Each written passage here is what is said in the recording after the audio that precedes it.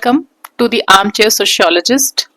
जैसा कि मैंने आपको अपने पिछले वीडियोस में बताया है कि मैं हार्लम बॉस एंड हील्ड की ऑरेंज बुक यूज कर रही हूँ एक फाउंडेशन सोशियोलॉजी में क्रिएट करने के लिए, जिसको यूज किया जा सकता है यूपीएससी या दूसरे सिविल सर्विस एग्जामिनेशन में सोशियोलॉजी के पेपर का एक फाउंडेशन, एक उसके बेसिक से कॉन्सेप्ट को समझने के लिए।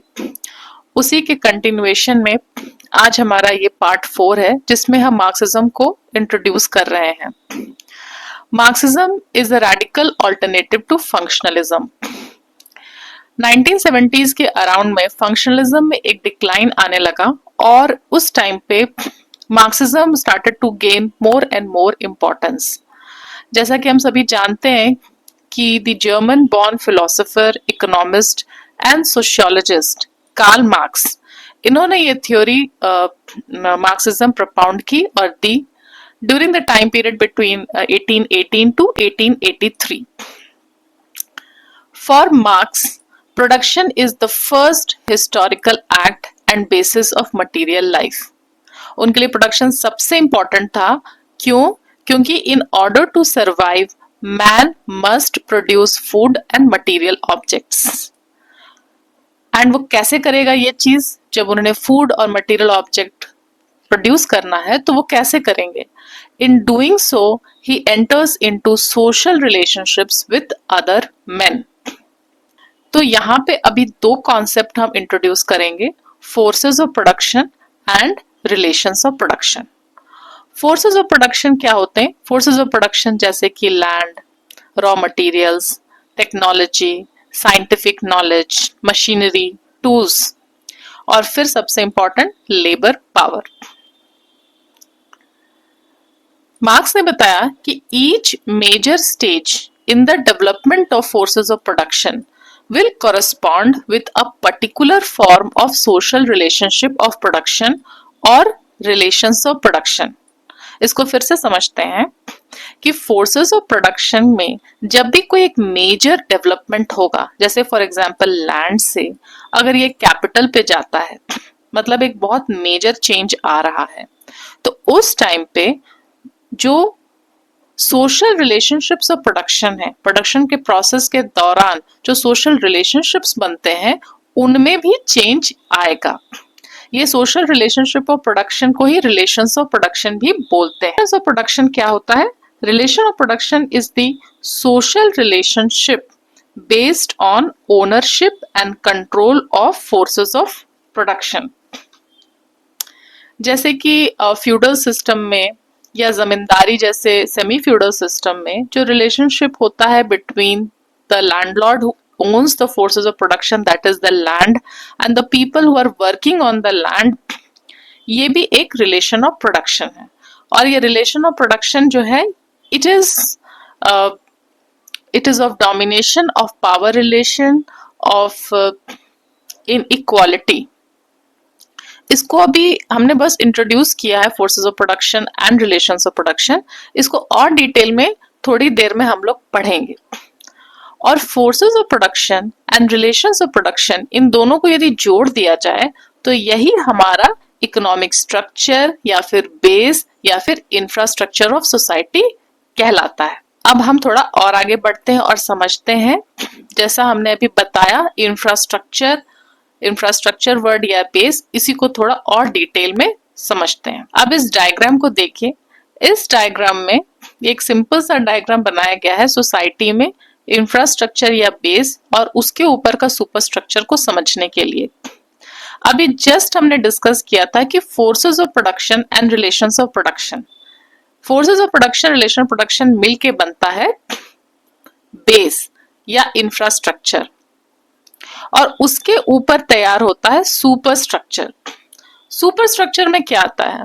Super structure is largely shaped by infrastructure, that is the base, and includes political, legal, educational institutions, beliefs and value systems.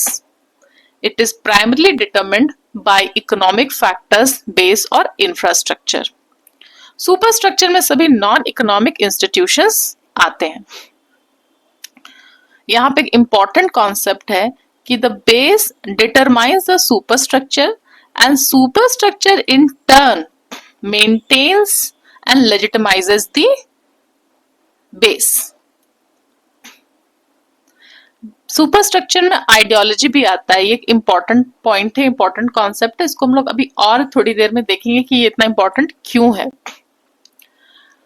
तो मार्क्स ने बताया कि a major change in infrastructure, a major change in infrastructure, that is this part, will therefore produce a corresponding change in the superstructure. Please pardon, यहाँ पे superstructure होना चाहिए था। A major change in infrastructure will therefore produce a corresponding change in superstructure. आगे Marx said कि all societies contain contradictions. They involve exploitation of one social group by another. जैसे कि feudal society में the lords who own the forces of production, that is the land, they exploit the serfs, the peasants who work on the land. And capitalist society में employers who own the forces of production, that is the capital, technology, tools, machinery, they exploit the employees who work in exchange of wages, giving their labor power. तो ये जो contradiction होता है दो social group में, this creates a fundamental conflict of interest between social groups since one gains at the expense of another. The major contradiction in society are between the forces and relations of production. तो ये contradiction actually forces of production and relations of production के बीच में है। क्यों? क्योंकि जो forces of production है, जैसे कि लैंड हो गया, कैपिटल हो गया, टेक्नोलॉजी हो गया, ये सभी कुछ लोगों के पास रहता है जो कैपिटलिस्ट है, मतलब टॉप 1% ऑफ द सोसाइटी, जिनके पास में वो पैसा है जिसमें वो इन्वेस्ट कर सके, वो फोर्सेस ऑफ प्रोडक्शन को अपने पास में कॉन्सेंट्रेट करके रखते हैं। लेकिन रिलेशंस ऑफ प्रोडक्शन जो है, जिसमें लोग काम कर रहे हैं एक्चुअली, चाहे वो वर्कर हो फैक्ट्री में या आज के डेट में गिग वर्कर्स हों बहुत सारे टेक कंपनीज में, बहुत सारे जो टेक्नोलॉजिकल पार्क्स में जो काम करते हैं, ये सभी जो लोग हैं, इनके बीच में जो रिलेशंस ऑफ प्रोडक्शन है दोनों के बीच में, वो उसमें बहुत असमानता होती है, बहुत इनइक्वालिटी होता है। एग्जाम्पल देखते हैं, जैसे कि गुड़गांव टेक पार्क कंपनीज में the owners, the capitalist, they own the machines and the workers they own the labour power, और उसको एक्सचेंज करके वो वहाँ पर काम करते हैं। AI पावर्ड स्टार्टअप्स में they are using the most advanced force of production, the most advanced technology, लेकिन जो वहाँ पे कोडर्स, यंग कोडर्स, जूनियर्स काम कर रहे हैं वो अंडर पेड हैं। तो रिलेशनशिप लेकिन एक्सप्लॉयटेटिव है। The relations of productions are exploitative in nature. Production, अब इसको हम लोग और थोड़ा डिटेल में समझते हैं आगे, इन डिटेल। अभी थोड़ी देर पहले हमने पढ़ा था कि फोर्सेस ऑफ प्रोडक्शन क्या है। फोर्सेस ऑफ प्रोडक्शन में यहाँ पे कॉन्सेप्ट है मीन्स ऑफ प्रोडक्शन, दोनों में थोड़ा सा अंतर है, थोड़ा सा नुआंस्ड अंतर है, उसको अभी हम लोग तुरंत समझ लेंगे। फोर्सेस ऑफ प्रोडक्शन में आता है land, raw materials, tools, machinery, technical knowledge, scientific knowledge, जो भी प्रोडक्शन प्रोसेस में जो चीजें लगती हैं वो सारी की चीजें फोर्सेस ऑफ प्रोडक्शन में आती हैं। तो यहां से लेके यहां तक जितना कुछ है, इसी को हम मीन्स ऑफ प्रोडक्शन कहते हैं। लेकिन जब हमने उसमें लेबर पावर वर्कर का जोड़ दिया तो वो बन जाता है force of production. According two marks, जो वेल्थ क्रिएशन है वो मेनली लेबर पावर से हो रहा है। इन चीजों पे उनका उतना फोकस नहीं है, मेन फोकस है लेबर पावर में, और यहीं से सारी परेशानी का जड़ है जो मार्क्सिज्म जो समझाता है, जो कॉन्फ्लिक्ट आ रहा है वो क्यों आ रहा है। जैसे मैंने अभी आपको तुरंत बताया था कि फोर्सेस ऑफ प्रोडक्शन मतलब ये सारी चीजें जो हैं, इतना सब कुछ, ये या तो जो लैंडलॉर्ड है या कैपिटलिस्ट है वो ओन कर लेते हैं, और लेबर पावर रहता है वर्कर के पास जो भी काम कर रहे हैं उस पर। लेकिन बहुत बड़ा एसिमेट्री हो जाता है जब वेल्थ का डिवीजन आता है, जब प्रॉफिट का डिवीजन आता है। जब प्रॉफिट का डिवीजन आता है तो समझ लीजिए 90%, 99% कैपिटलिस्ट रख लेते हैं और सिर्फ 1% बेनिफिट्स, वेजेस या सैलरी के फॉर्म में वर्कर्स को देते हैं, और यही बहुत बड़ा कॉन्ट्रडिक्शन होता है फोर्सेस ऑफ प्रोडक्शन और रिलेशंस ऑफ प्रोडक्शन के बीच में। अब इसको तुरंत हम समझते हैं कि रिलेशंस ऑफ प्रोडक्शन क्या होता है। रिलेशन ऑफ प्रोडक्शन होता है social relationship based on ownership and control of forces of production. The social relationship which men enter into in order to produce goods. अब गुड्स प्रोड्यूस करना है, हमने starting में इस्टेब्लिश कर दिया था कि मैन के सर्वाइवल के लिए हमें प्रोडक्शन प्रोसेस के थ्रू गुजरना पड़ेगा, क्योंकि हमें शेल्टर चाहिए, फूड चाहिए, तो प्रोडक्शन प्रोसेस होना चाहिए। और इस प्रोसेस में आने के लिए we enter into social relationship. तो दो टाइप का रिलेशनशिप में हम एंटर करते हैं। एक तो जो फोर्सेस ऑफ प्रोडक्शन ओन कर रहा है उसके साथ, जैसे मान लीजिए मैं एक एग्रीकल्चरल वर्कर हूँ और मैं फील्ड में काम कर रही हूँ, किन्हीं और के फील्ड में काम कर रही हूँ, तो जो लैंडलॉर्ड है, जो लैंड ओन कर रहा है, एक मेरा रिलेशनशिप उनके साथ में होता है, social relationship of a landlord and a peasant. And दूसरा, जो दूसरे पेजेंट्स मेरे साथ काम कर रहे हैं, मेरा सोशल रिलेशनशिप उनके साथ भी होता है। जो रिलेशनशिप मेरा दूसरे पेजेंट्स के साथ में है वो रिलेशनशिप होता है ऑफ कोऑपरेशन, क्योंकि हम मिलकर काम कर रहे हैं फील्ड में। और दूसरा रिलेशनशिप मेरा लैंडलॉर्ड के साथ में होता है, जिसमें मैं अपने लेबर पावर के एक्सचेंज में मुझे वेजेस मिल रहे हैं। फ्यूडल सोसाइटी में the major force of production is land and land is owned by the lord. Serf has the right to use land in return for services और payment to the lord. और दूसरा मेरा relationship, जैसा मैंने अभी तुरंत बताया, कि वो दूसरे पेजेंट वर्कर्स के साथ में होता है। उसी तरह एक दूसरा एग्जांपल वेस्टर्न इंडस्ट्रियल सोसाइटी का देखते हैं। मान लीजिए मैं एक वर्कर हूँ, फैक्ट्री वर्कर हूँ, तो फैक्ट्री वर्कर का दो रिलेशनशिप है। एक जो फोर्सेस ऑफ प्रोडक्शन कैपिटल को ओन कर रहे हैं कैपिटलिस्ट के साथ में। जो कैपिटलिस्ट है वो मैक्सिमम जो प्रॉफिट एक्यूमुलेट होता है उसको अप्रोप्रिएट कर लेते हैं और मुझे उसके बदले में सिर्फ वेजेस मिलता है। और दूसरा मेरा ये रिलेशनशिप जो कैपिटलिस्ट के साथ मेरा है वो है power relation of domination of subordination, क्योंकि उन्होंने मैक्सिमम रख लिया और मुझे सिर्फ वेजेस मिले। बिकॉज मार्क्स ने ये बताया है कि एक्चुअल सरप्लस या प्रॉफिट लेबर पावर क्रिएट कर रहा है, ना कि बाकी फोर्सेस ऑफ प्रोडक्शन। और दूसरा मेरा रिलेशनशिप होता है ऑफ कोऑपरेशन अमंग वर्कर्स। जो दूसरे वर्कर्स के साथ में मैं काम कर रही हूँ उनके साथ में मिलके अपने फैक्ट्री में कोई भी चीज बना रही हूँ या काम कर रही हूँ। तो ये हो गया forces of production, means of production and relations of production. तो इन दोनों के बीच में जो कॉन्ट्राडिक्शन होता है यही सबसे बड़ा कॉन्फ्लिक्ट का कारण होता है। Contradiction between forces of production, ये बहुत इंपॉर्टेंट लाइन है, इसको थोड़ा अच्छे से समझिएगा और इसको याद भी कर सकते हैं। Contradiction between forces and relations of production lies in social and collective nature of production and the private and individual nature of ownership. जब हम फैक्ट्री में काम कर रहे हैं या फिर हम खेत में काम कर रहे हैं तो वहां पे जो प्रोडक्शन का प्रोसेस होता है वो सोशल और कलेक्टिव होता है। मतलब बहुत सारे पेजेंट्स, बहुत सारे फैक्ट्री वर्कर्स मिल के साथ में या खेती करते हैं या कोई चीज बनाते हैं, लेकिन वो पूरा का पूरा लैंड या पूरा का पूरा फैक्ट्री सिर्फ कुछ लोग या एक व्यक्ति ओन करता है। तो यहीं पे बहुत बड़ा जो है अंतर आ जाता है, इनइक्वालिटी हो जाती है। यहाँ पे एग्जाम्पल दिया है कि in capitalist society contradiction between labour power that is the force of production which produces the wealth and the relation of production which involves the appropriation of much of that wealth by the capitalist, ये contradiction create करता है। यहाँ पे वही बात बताई गई है जो मैंने अभी बताया था आपको कि एक तो होता है और रिलेशंस ऑफ प्रोडक्शन में कि पावर रिलेशन, डोमिनेशन का, जो कैपिटलिस्ट प्रोलेटेरिएट के बीच में, लॉर्ड और सर्फ के बीच में, और दूसरा एक रिलेशनशिप कोऑपरेशन का भी होता है। मतलब कि चूंकि प्रोडक्शन का प्रोसेस एक कलेक्टिव एक्टिविटी लोग मिलकर करते हैं तो वहां पर कोऑपरेशन भी आ जाता है। अब मार्क्स ने सोसाइटी को कैसे इमेजिन किया है? Marks saw history as divided into a number of time periods or epochs, each being characterized by a particular mode of production. Mode of production क्या होता है अभी हम लोग क्विकली तुरंत देख लेंगे।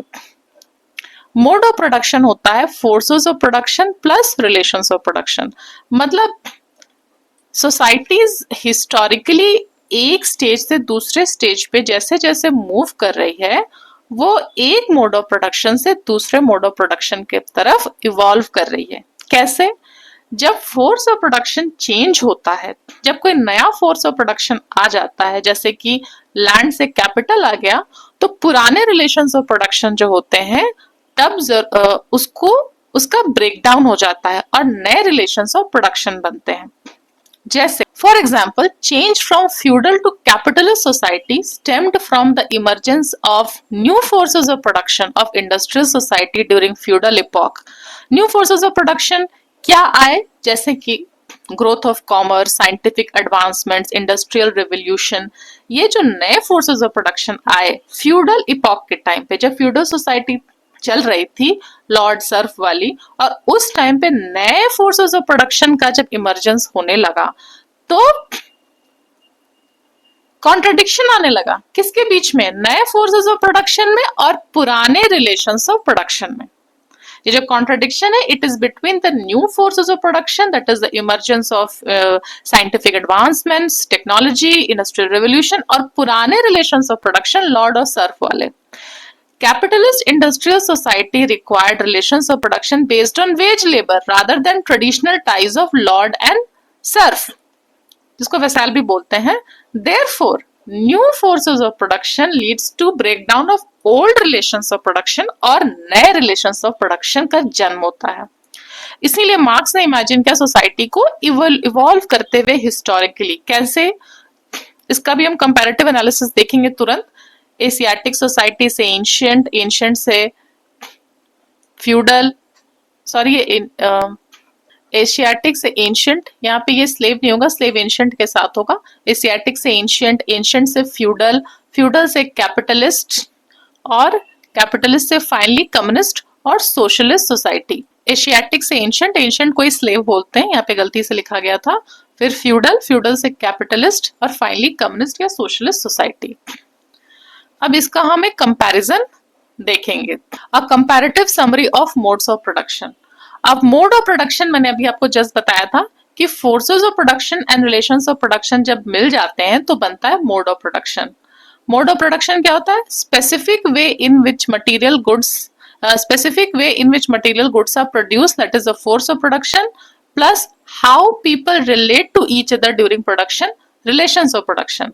किस तरह से गुड्स प्रोड्यूस हो रहे हैं वो फोर्स ऑफ प्रोडक्शन, और कैसे प्रोडक्शन के दौरान लोग एक दूसरे के साथ में रिलेट कर रहे हैं, रिलेशंस ऑफ प्रोडक्शन।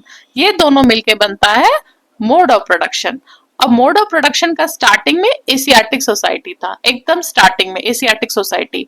तो एशियाटिक सोसाइटी में क्या था कि जो फोर्स ऑफ प्रोडक्शन है बहुत सिंपल थे, जैसे कि सिंपल टूल्स और शेयर्ड फार्मिंग था, और ओनरशिप क्या था, कम्युनल था। लोग मिलकर लैंड को ओन कर रहे थे, और जो सरप्लस होता था उसको स्टेट जो है टैक्स के फॉर्म में लिया करता था। ये एग्जाम्पल्स कुछ है एंशियंट इंडिया और चाइना। और ट्रांजिशन कहां से आया था, पुराने प्रिमिटिव या ट्राइबल सोसाइटी से एशियाटिक सोसाइटी का जन्म हुआ होगा। तो मेन प्रॉब्लम क्या है, कॉन्ट्राडिक्शंस कहां पे आया, कॉन्ट्राडिक्शंस आया कि state started to take over the community, harmony break होने लगा। पहले जो लैंड था पूरा कम्युनल था, और जो सरप्लस होता था कि स्टेट उसको कलेक्ट करता था। धीरे धीरे स्टेट जो है और सेंट्रलाइज करते गया, और यहाँ पे उसमें कॉन्ट्राडिक्शंस आने लगे। तो इसके बाद में एशियाटिक से एंशियंट आ गया। तो क्यों आया होगा कि एशियाटिक से वाया वॉर्स एंड कॉन्क्वेस्ट धीरे धीरे जो है स्टेट अपना पूरा कंट्रोल करने लगा, और बहुत सारे लोगों को जैसे स्लेव्स बना लिया गया। तो main force of production slaves हो गया, and they started to use basic tools. और रिलेशनशिप हो गया मास्टर एंड स्लेव का। Master started to own the slave as property, and their labour was owned. And इसका एग्जाम्पल है Roman Empire, Athens. और यहाँ पे प्रॉब्लम आती थी कि जो स्लेव्स होते थे उनको एज प्रॉपर्टी यूज किया जाता था, तो there was constant need of supply of slaves. तो बार बार क्लैशेस, वॉर्स, कॉन्क्वेस्ट होते रहता था। लेकिन धीरे धीरे जो है ये इसका भी डिक्लाइन होने लगा, एंड फ्यूडल सिस्टम आया। फ्यूडल सिस्टम में the forces of production were the serfs, जो लैंडलॉर्ड के लिए काम करते थे, the peasants, and they used to work with simple tools. और रिलेशंस ऑफ प्रोडक्शन क्या था, between the lord and serf. तो लॉर्ड ओन करता था लैंड को, and serf but tied to this land, they use to work for the lord. And इनका भी बहुत अच्छा एगालिटेरियन जैसा कुछ भी नहीं था, there was lot of inequality. लेकिन इनका भी डिक्लाइन हुआ बिकॉज ट्रेड एंड कॉमर्स का इमरजेंस होने लगा। सो जब ट्रेड एंड कॉमर्स का इमरजेंस होने लगा, एडवांसमेंट होने टेक्नोलॉजी में, तो जो ओल्ड रिलेशंस ऑफ प्रोडक्शन थे, फोर्सेस ऑफ प्रोडक्शन नए आ गए, old relations of production break करने लगे। तो फिर कैपिटलिस्ट सोसाइटी में मशीन्स, वेज लेबर, ये सब नए फोर्सेस ऑफ प्रोडक्शन आ गए। Capitalist started to own factories and workers worked in exchange of their labour power. लेकिन अगेन यहाँ पर भी वही इशू था, rich versus poor exploitation. 99% of जो वेल्थ सरप्लस क्रिएट होता था वो कैपिटलिस्ट रख लेते थे, और बाकी सिर्फ 1% या बहुत कम एज वेजेस जो है अपने वर्कर्स को दिया करते थे।